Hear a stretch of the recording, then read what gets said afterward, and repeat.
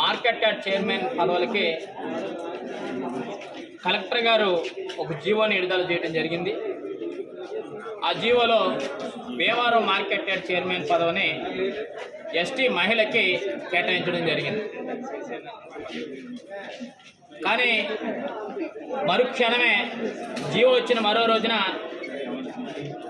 అదే ఎస్టీ మహిళ ఇచ్చినటువంటి జీవోని ఓసీ మహిళ మార్చి జీవో ఇవ్వటం జరిగింది. ఇది చాలా బాధాకరమైన సంఘటన. మేము గతంలో వైఎస్ఆర్ కాంగ్రెస్ పార్టీ అధికారంలో ఉండగా జగన్మోహన్ రెడ్డి గారి ఆశీస్సులతోటి పశ్చిమ గోదావరి జిల్లా పాలకొల్లు నియోజకవర్గం పాలకొల్లు మార్కెట్ యార్డ్ చైర్మన్ పదవిని ఎస్టీ జనరల్ ఇవ్వటం జరిగింది. తర్వాత మళ్ళా ఎస్టీ మహిళకి ఇవ్వటం జరిగింది. కానీ ఈరోజు పశ్చిమ గోదావరి జిల్లా అంతట్లో కలిపి భీమవరంలో ఎస్టీకి ఇచ్చినటువంటి జీవోని వెంటనే మార్చి ఇలా ఓసీకి ఇస్తూ జీవో మార్చడం జరిగింది. ఇది మేమేం జీవోలు మార్చింది కాదు.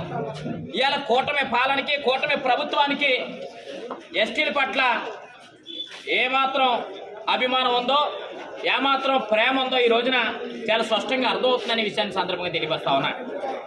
ఎస్టీ సామాజిక వర్గాలకు సంబంధించినటువంటి వ్యక్తులు కూటమి పాలనలో ఉన్నటువంటి నాయకుల దగ్గర కూర్చోవడానికి కానీ లేదు అధికార యంత్రాంగం దగ్గర కూర్చోవడానికి కానీ వారు అర్హులు కాదన్న ఉద్దేశంతో ఇవాళ వివక్షతో ఈ జీవోలు మార్చారు తప్ప వేరొకటి కాదు అనే విషయాన్ని సందర్భంగా తెలియపరుస్తా ఉన్నాం.